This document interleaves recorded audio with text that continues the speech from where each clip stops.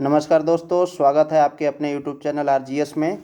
और हमेशा की तरह आज भी हाजिर हैं आपके सम्मुख डेली करंट अफेयर्स के प्रोग्राम में। तो चलिए कार्यक्रम की शुरुआत करते हैं और बढ़ते हैं पहले प्रश्न की। तो आज के सेशन का पहला प्रश्न, हाल ही में सूरजकुंड शिल्प मेला 2025 का आयोजन कहाँ पर किया गया? तो लखनऊ, वाराणसी, उज्जैन और हरियाणा। तो इसका राइट आंसर क्या हो जाएगा? हमारा ऑप्शन डी, हरियाणा में किया गया। चलिए इसकी व्याख्या को देखें। तो चर्चा में क्यों रहा कि सूरजकुंड मेला हरियाणा के पर्यटन विभाग द्वारा भारत सरकार के पर्यटन मंत्रालय और कपड़ा मंत्रालय, संस्कृति मंत्रालय के सहयोग से आयोजित किया जाता है। तो कौन कौन से मंत्रालय महत्वपूर्ण हैं? पर्यटन मंत्रालय, कपड़ा मंत्रालय और संस्कृति मंत्रालय, 3 मंत्रालय हैं। तो आप इसे याद रखिएगा, पर्यटन, कपड़ा और संस्कृति, ये तीनों मंत्रालय हैं। यह मेला भारतीय संस्कृति, लोक कला और शिल्प को प्रदर्शित करने का एक अनूठा मंच प्रदान करता है। ठीक है, तो भारतीय संस्कृति, लोक कला और शिल्प को प्रदर्शित करने का एक मंच है। थीम राज्य और भागीदारी कौन से था? तो थीम राज्य के रूप में उड़ीसा था और भागीदारी के रूप में मध्य प्रदेश राज्य इसमें शामिल किया गया था। अंतर्राष्ट्रीय भागीदारी जो है बिम्स्टेक जो है कर रहा था। बिम्स्टेक देश जो है बांग्लादेश, भूटान, भारत, म्यांमार, नेपाल, श्रीलंका और थाईलैंड को भागीदार देशों के रूप में आमंत्रित किया गया था। तो कितने देश आए थे? 1, 2, 3, 4, 5, 6, 7। कौन कौन से? बांग्लादेश जो अपना पड़ोसी देश है, जो अभी वर्तमान में राजनीतिक उठापटक चल रही है।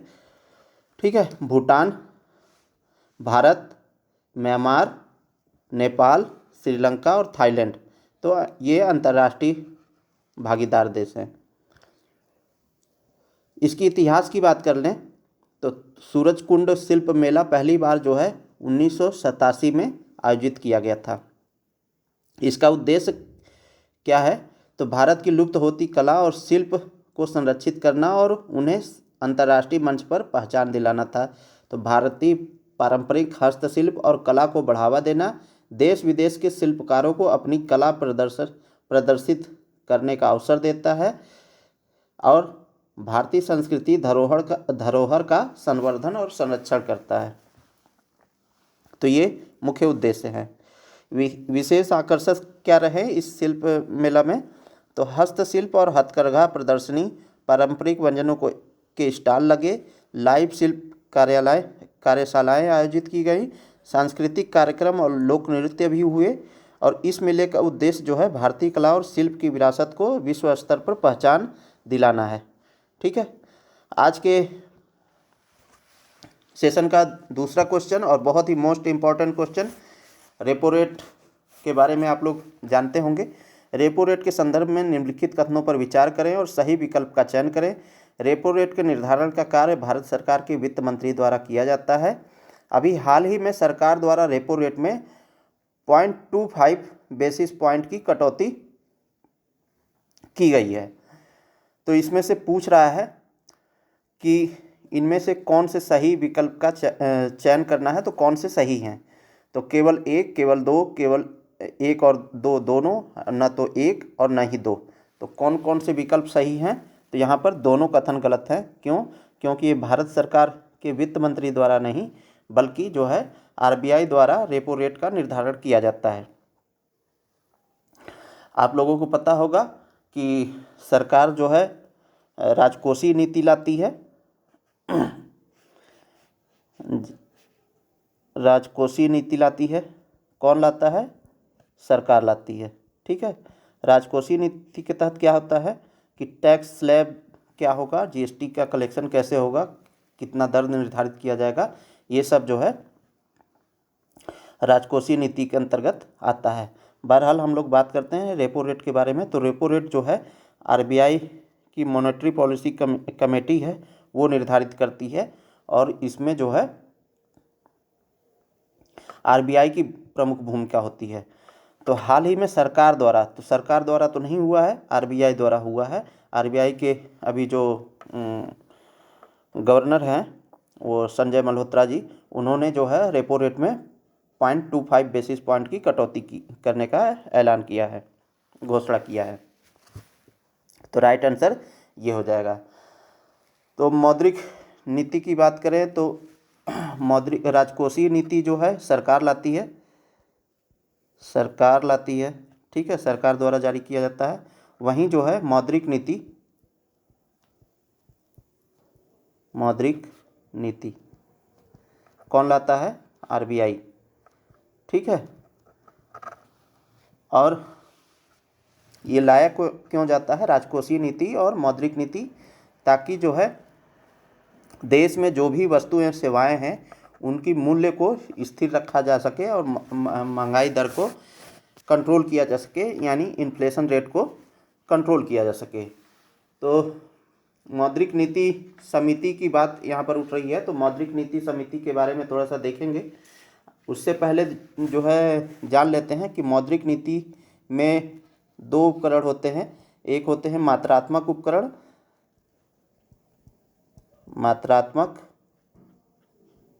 उपकरण, एक होता है गुणात्मक उपकरण, गुणात्मक उपकरण। तो मात्रात्मक उपकरण में क्या क्या आता है?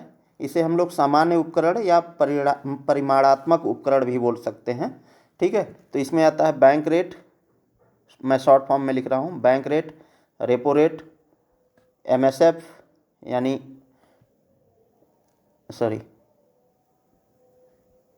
एमएसएफ, ठीक है, मार्जिन स्टैंडिंग फैसिलिटी, और रिवर्स रेपो रेट।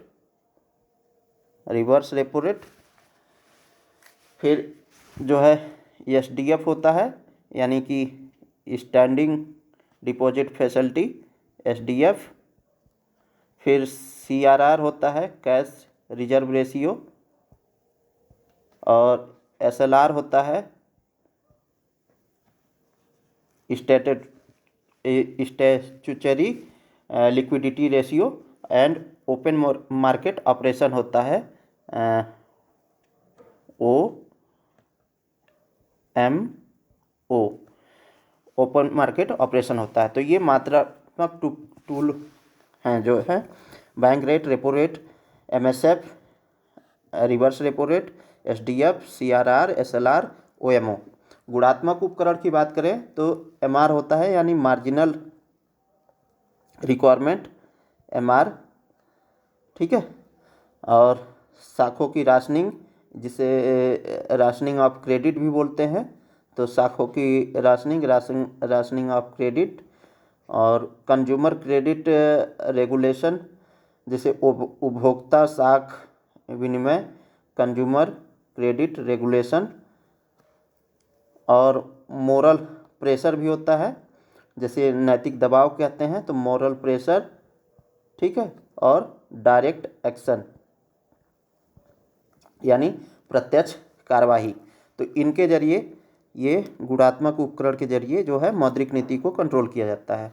चलिए इसकी व्याख्या को देखें। हमारा ऑप्शन डी सही होगा इस प्रश्न के उत्तर में। तो ये अभी इंडियन एक्सप्रेस की न्यूज़ है, इसकी व्याख्या को देखें तो भारतीय रिजर्व बैंक आरबीआई की 6 सदस्यीय मौद्रिक नीति समिति एमपीसी ने शुक्रवार को रेपो रेट में 25 आधार अंकों की कटौती करके इसे 6.25% कर दिया है। पहले जो ये था 6.50 था, ठीक है। यह आरबीआई द्वारा 5 वर्षों में की गई पहली दर कटौती है। अब तक रेपो दर 6.5% थी। यह कदम केंद्र द्वारा उपभोग को बढ़ावा देने के लिए व्यक्तिगत आयकर में कटौती के 1 सप्ताह बाद उठाया गया है। अभी जैसे देख रहे होंगे कि मार्केट में डिमांड ही कम है, तो डिमांड को बढ़ाने के लिए क्या किया है गवर्नमेंट ने कि जो आगामी वित्त वर्ष है यानी 25-26 का, उसमें जो है 12 लाख तक का जो टैक्स स्लैब है उसे शून्य कर दिया है। यानी कि 12 लाख तक आपकी आय है तो आपको कोई भी टैक्स नहीं देना पड़ेगा, और सैलरी पर्सन है तो उन्हें 12,75,000 के लिए कोई भी टैक्स नहीं देना पड़ेगा। तो उससे क्या होगा कि जो हमारे जो कर्मचारी हैं या जो भी सैलरी पेंशन भोगी सैलरी प्राप्त करता है कर्मी, उनके हाथ में पैसा ज़्यादा आएगा। तो जब ज़्यादा पैसा आएगा तो वो मार्केट में मांग क्रिएट करेंगे, डिमांड क्रिएट करेंगे। तो इससे क्या होगा, उत्पादन बढ़ेगा और आपूर्ति भी होगी। तो डिमांड बढ़ाने के लिए मेन जो है इसका फोकस है। इसकी घोषणा उसी के तहत जो है ये रेपो रेट में भी कटौती की गई है, ताकि जो है बैंकों के पास ज़्यादा से ज़्यादा तरलता हो, लिक्विडिटी हो, और वो ग्राहकों को ज़्यादा से ज़्यादा लोन दे सकें। चलिए रेपो रेट के बारे में अभी थोड़ा सा और जिक्र करते हैं। अभी इस प्रश्न की व्याख्या को देख लेते हैं। तो इसकी घोषणा जो है वैश्विक अनिश्चितता के बीच की जा रही है, जिसमें अमेरिकी राष्ट्रपति डोनाल्ड ट्रंप ने कनाडा, मैक्सिको और चीन पर टैरिफ की घोषणा की है। जैसा कि अभी आप लोगों को पता होगा कि चीन पर 10% और मैक्सिको और कनाडा पर 25% का जो उन्होंने टैरिफ लगाया है। कनाडा और मैक्सिको पर टैरिफ को 1 महीने के लिए स्थगित कर दिया गया है। टैरिफ ने वैश्विक व्यापार युद्धों की आशंका को भी जन्म दिया है, जिसके परिणामस्वरूप सोमवार को प्रमुख मुद्राओं के मुकाबले डॉलर में उछाल देखा गया है। रेपो दर में कटौती होने पर क्या होगा? जब आरबीआई रेपो दर में कमी करेगा तो रेपो दर से जुड़ी सभी बाह्य बेंचमार्क उधार दरें कम हो जाएंगी, जिससे उधारकर्ताओं को राहत मिलेगी, क्योंकि उनकी समान मासिक किस्तें कम हो जाएंगी। ऋणदाता उन ऋणों पर ब्याज दरें भी कम कर सकते हैं जो फंड आधारित उधार दर की सीमांत लागत से जुड़े हैं। तो ये इम्पॉर्टेंट हो जाता है। चलिए अब यहाँ पर बात करा मौद्रिक नीति समिति की। मौद्रिक नीति समिति को जानने से पहले क्या है कि हम लोग रेपो रेट के बारे में थोड़ा सा देख लेते हैं। तो जैसे शेड्यूल्ड बैंक है, यानी कमर्शियल पंजीकृत कमर्शियल बैंक जो हैं, ये कमर्शियल बैंक है, और सपोज ये आरबीआई है, ठीक है। तो होता क्या है कि ये शॉर्ट टर्म के लिए जब बैंकों को ऋण की आवश्यकता होती है तो ये आरबीआई के पास जाते हैं और कहते हैं आरबीआई हमें कुछ समय के लिए जो है आप ऋण दे दो। तो ये पैसा मांगते हैं इनसे, बदले में आरबीआई यहाँ पर पैसा देता है। लेकिन आरबीआई को क्या ये जमा करते हैं? टी बिल जमा करते हैं, या ट्रेजरी बिल जिसे बोलते हैं, या सिक्योरिटी जमा करते हैं। बदले में सिक्योरिटी जमा करना पड़ता है आरबीआई के पास, तब जा कर के आरबीआई इन्हें ऋण देता है। रेपो रेट भी जो है 2 तरीके का होता है, एक ओवरनाइट के लिए, एक होता है समय अवधि होता है, ठीक है। तो ओवरनाइट के लिए सिर्फ 1 रात के लिए पैसे लेते हैं, और समयावधि मतलब 3 दिन, 4 दिन या 1 हफ्ते, 28 दिन, जो भी हो। तो रेपो रेट जो है, रेपो रेट, यहाँ पर रेपो का अर्थ क्या होता है? रीपरचेज ऑफर, ठीक है। तो रीपरचेज ऑर्डर होता है रेपो का फुल फॉर्म। तो फिलहाल अभी के लिए इतना ही। बाद में कभी हम देखेंगे, जब इकोनॉमी की क्लास चलेगी तब हम विस्तार से समझेंगे इसे। मौद्रिक नीति समिति के बारे में थोड़ा सा देख लेते हैं। वो समय था जो है 2014 और 15 का। उस समय वित्त मंत्री जी हुआ करते थे अरुण जेटली जी, और आरबीआई गवर्नर थे रघुराम राजन जी। तो उसी समय जो है bank rate and repo rate जो है दोनों बढ़ रहे थे। तो ये सब जो है इसके लिए जो है विवाद खड़ा हुआ कि इतना नहीं होना चाहिए। गवर्नमेंट और आरबीआई के बीच में कुछ चल रहा था विवाद। तो जब विवाद हुआ तो सरकार ने मौद्रिक नीति समिति बनाई थी उसी समय, और उर्जित आर पटेल की सिफारिशों पर जो है मौद्रिक नीति समिति को बनाया गया था। ये जो है उर्जित आर पटेल, हम यहाँ लिख देते हैं थोड़ा सा, उर्जित आर पटेल, ठीक है। इनके सिफारिश पर जो है मौद्रिक नीति समिति बनाई गई थी। इसमें कुल 6 मेंबर होते हैं, ठीक है। और ये जो मौद्रिक नीति समिति है किसके तहत गठित है? आरबीआई अधिनियम, आरबीआई एक्ट, आरबीआई एक्ट 1934, खंड जो है खंड 452 बी में एमपीसी लाया गया था। इसके तहत जो है एमपीसी को लाया गया था। इसमें 6 सदस्य होते हैं। एक पदेन अध्यक्ष होते हैं जो कि आरबीआई गवर्नर होते हैं, ठीक है। तो एक पदेन अध्यक्ष होते हैं, पदेन अध्यक्ष होते हैं जो कि आरबीआई के गवर्नर होते हैं, आरबीआई गवर्नर होते हैं।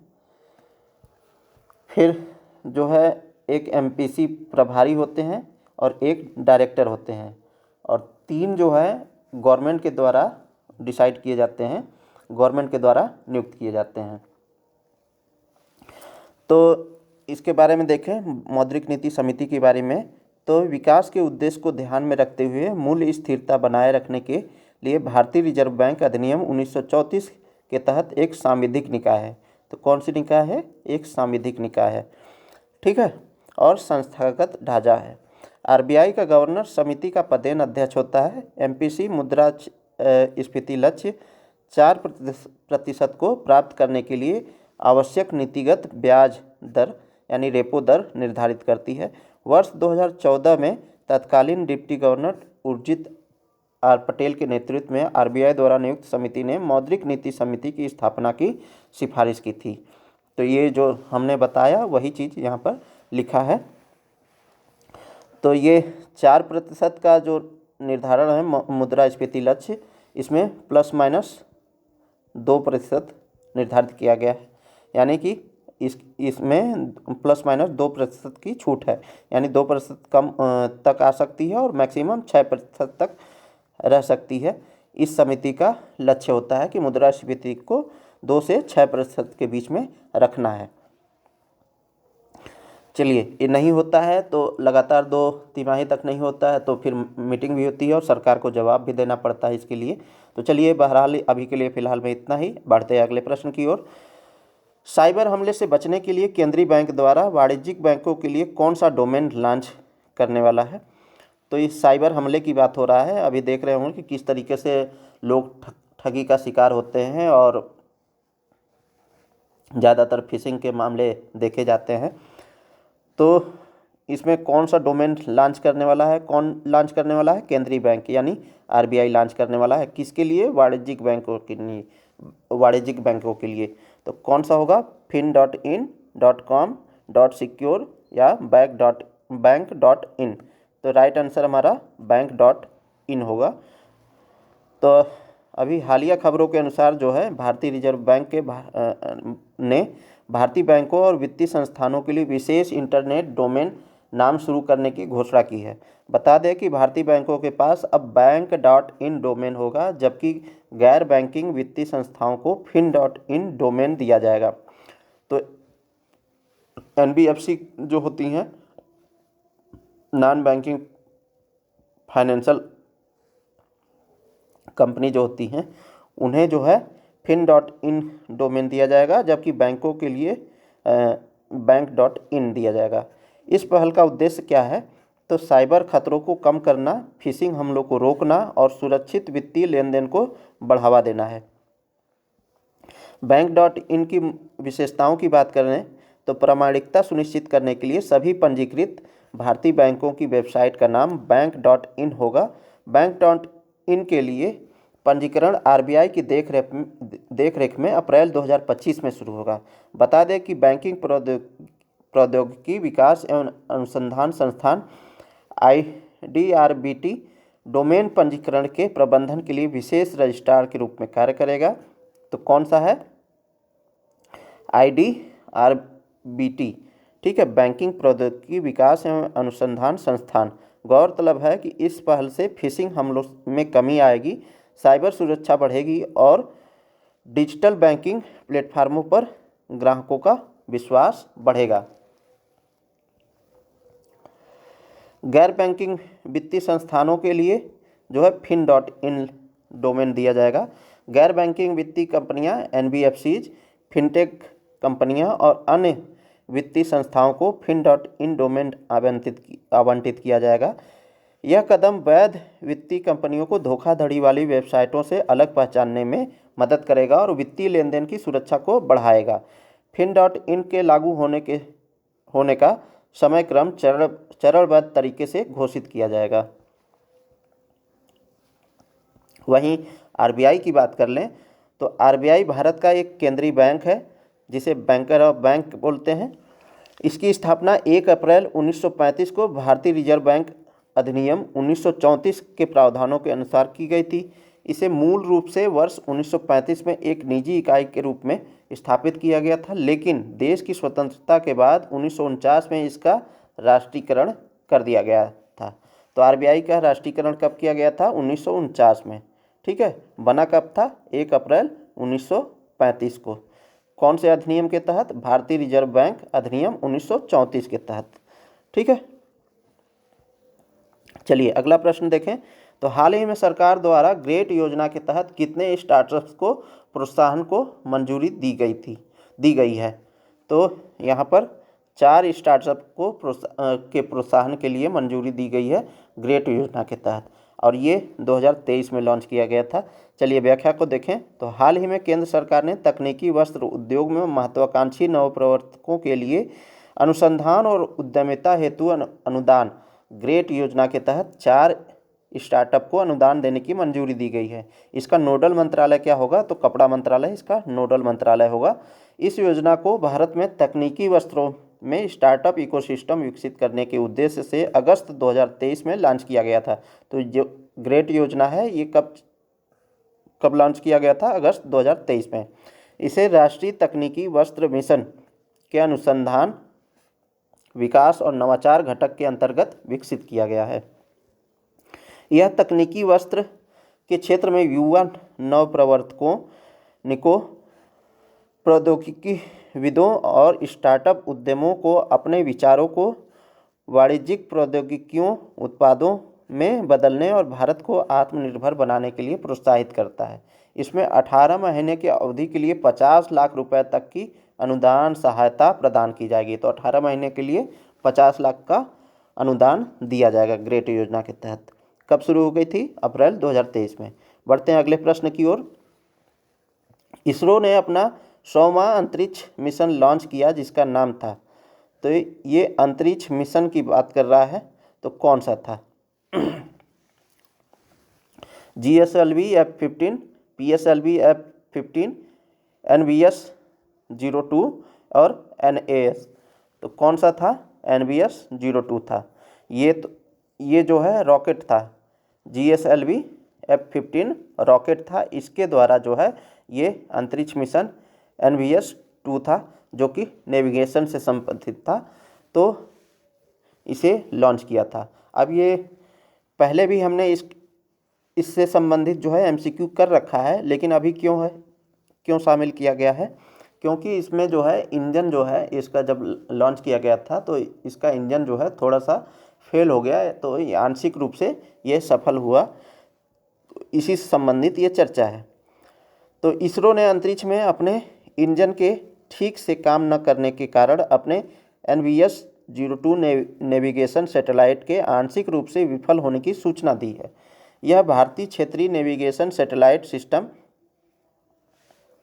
यानी Indian regional navigation satellite system को मिली असफलताओं की श्रृंखला में नवीनतम था, जिसे परिचालन रूप से navigation with India constellation system के रूप में जाना जाता है। इसकी पृष्ठभूमि की बात करें तो IRNSS की परिकल्पना जो है 1999 में कारगिल युद्ध के बाद की गई थी, जिसके दौरान जो है भारत की सेना जो है संघर्ष क्षेत्र में अमेरिकी ग्लोबल पोजिशनिंग सिस्टम यानी GPS का उपयोग नहीं कर सकती थी। तो जब कारगिल का युद्ध हुआ उस समय जो है भारत को ये महसूस हुआ कि भारत का अपना खुद का नेविगेशन सिस्टम होना चाहिए, और उस समय जो है अमेरिका की जो जीपीएस सिस्टम है उसका उपयोग भारत नहीं कर पा रहा था। तो उस वजह से जो है इसकी आवश्यकता महसूस हुई। मुख्य बिंदु की बात करें तो रक्षा और नागरिक दोनों जरूरतों को पूरा करने वाला एक स्वदेशी 7 उपग्रह समूह 2016 तक स्थापित करने का प्रस्ताव था, और पहला उपग्रह जो है IRNSS 1A 1 जुलाई 2013 को प्रक्षेपित किया गया था। हालांकि 11 साल बाद जो है नाभिक कार्यक्रम में प्रक्षेपित 11 उपग्रहों में से केवल 5 जिनमें असफल उपग्रहों के प्रतिस्थापन भी शामिल है, पूरी तरह से चालू हैं। 2013 में IRNSS 1A के बाद 2014 और जनवरी 2025 के बीच IRNS 1B, 1C, 1D, ID और IE, IF, IG, IH, II, 1J और IK को लॉन्च किया गया था। तो ये सब आपको बहुत ज़्यादा लोड लेने की ज़रूरत नहीं है, बस आप जानिए कि ये पहली बार जो है 2013 में लॉन्च किया गया था 1 जुलाई को। ठीक है। 2016 में श्रृंखला के 7वें IRNS IG के प्रक्षेपण के बाद इसरो ने कहा था कि उपग्रह का सफल प्रक्षेपण IRNSS समूह के पूरा होने का प्रतीक है। उपग्रहों में क्या गड़बड़ी हुई अभी फिलहाल में? 2016 के मध्य से इसरो के IRNSS और यूरोपीय अंतरिक्ष एजेंसी के Galileo global navigation satellite system सहित कई नेविगेशन उपग्रहों में इस्तेमाल किए गए रुबिडियम परमाणु घड़ियों की विफलता की रिपोर्ट सामने आई है। प्रत्येक IRNSS उपग्रह पर 3 परमाणु घड़ियां होती हैं। पिछले माह प्रक्षेपित IRNSS IK NVS 2 के इंजन में खराबी आ जाने के कारण यह पृथ्वी के चारों ओर एक उप इष्टतम कक्षा में पहुंच गया है, जिसका अर्थ है कि अब तक के प्रक्षेपित 11 IRNSS उपग्रहों में से 6 आंशिक रूप से विफल रहे हैं। तो यानी 11 में से 6 विफल हो गए हैं। IRNS नाविक प्रणाली भारत के लिए क्यों महत्वपूर्ण है, इसके बारे में देखें तो नाविक उपग्रह भारतीय भूभाग और पड़ोसी क्षेत्रों में 2 प्रकार की सेवाएं प्रदान करते हैं। मानक पोजिशनिंग सेवा जो सामान्य और वाणिज्यिक उपयोग के लिए है, और प्रतिबंधित सेवा जो रक्षा बलों के लिए है। यह प्रणाली LS और यस बैंड में दोहरी आवृत्तियों पर भारत में कहीं भी और भारत के चारों ओर लगभग 1500 किलोमीटर तक फैले क्षेत्र में सभी मौसम परिस्थितियों के दौरान 20 मीटर से अधिक की स्थिति सटीकता के साथ हर समय स्थिति डेटा प्रदान करती है। GPS जो है अमेरिका का है, ग्लोनास जो है रूस का है, गैलीलियो जो है यूरोप का है, बेईदोउ जो है चीन का है, OZSS जापान का है। जैसी वैश्विक प्रणालियों के अस्तित्व के बावजूद IRNSS जैसी स्वदेशी प्रणाली विकसित करने का एक प्राथमिक कारण इसकी रक्षा उपयोग में विश्वसनीयता है। नाविक को भारतीय उपमहाद्वीप में सर्वव्यापी बनाने के लिए इसरो को अपनी क्षमताओं को सामान्य पोजिशनिंग सेवा प्रदाताओं जैसे मोबाइल फ़ोन और वाहन निर्माताओं आदि को बेचना होगा। तो इसकी महत्वता है। ठीक है, नाविक सिस्टम। आज के सेशन का एक्स्ट्रा पॉइंट, तो अभी भोपाल में जो है भिक्षावृत्ति पर प्रतिबंध लगा दिया गया है। इससे हो क्या रहा है कि ये गवर्नमेंट चाहती है कि भिक्षावृत्ति को कम से कम किया जाए, यानी समाप्त किया जाए, और जो है ज़्यादा से ज़्यादा लोगों को कार्यशील पूंजी के रूप में उपयोग किया जाए। लेकिन अभी हो क्या रहा है कि सिग्नलों पर आप देखते होंगे या भीड़ भड़ाके वाले इलाकों में देखते होंगे आप कि भिक्षावृत्ति अभी भी बढ़ती जा रही है। तो उसी को लेकर के जो है भोपाल गवर्नमेंट ने जो है भोपाल में भिक्षावृत्ति पर प्रतिबंध लगाया है। भिक्षावृत्ति पर जो है प्रतिबंध का कारण जो है यातायात सिग्नल है, धार्मिक स्थलों और पर्यटन स्थलों पर भिक्षावृत्ति की खबरों के कारण यह प्रतिबंध लगाया गया था, जिससे यातायात में बाधा उत्पन्न होती है और दुर्घटनाएं होती हैं। अधिकारियों ने यह भी बताया कि कई भिखारी अन्य राज्यों से आते हैं और उनका आपराधिक रिकॉर्ड है या वे अवैध गतिविधियों में संलिप्त हैं, जिससे सार्वजनिक सुरक्षा सुनिश्चित करने और आगे के खतरों को रोकने के लिए तत्काल कार्रवाई की आवश्यकता पर बल दिया गया है। कानूनी कार्रवाई भी है। भारतीय नागरिक सुरक्षा संहिता यानी BNSS की धारा 163 क्या कहती है कि उपद्रव या आशंका वाले खतरे के आवश्यक मामलों में आदेश जारी करने की मजिस्ट्रेट की शक्ति के तहत पूरे भोपाल जिले में भिक्षावृत्ति पर प्रतिबंध लगा दिया गया है। तो ये कानूनी कार्रवाई। चलिए आगे बढ़ते हैं और आज के लिए आपके लिए जो है क्वेश्चन ऑफ द डे के रूप में है, इसका जिक्र जो है हम लोग कर चुके हैं। निम्नलिखित कथनों पर विचार करें। RBI भारत का केंद्रीय बैंक है। इसकी स्थापना 1 अप्रैल 1935 को भारतीय रिजर्व बैंक अधिनियम 1934 के प्रावधानों के अनुसार की गई थी। आपको बताना है कि उपयुक्त में से कौन से कथन सही हैं। केवल एक, केवल दो, एक और दो दोनों, न तो एक और न ही दो। तो ये इसका आंसर जो है आप कमेंट बॉक्स में दीजिएगा और कमेंट बॉक्स में अपने सुझाव भी दीजिएगा कि ये वीडियो कैसा लगा और भी क्या बेहतर किया जा सकता है। मिलते हैं नेक्स्ट वीडियो में, तब तक के लिए बहुत बहुत धन्यवाद आप सभी लोगों का। जय हिंद,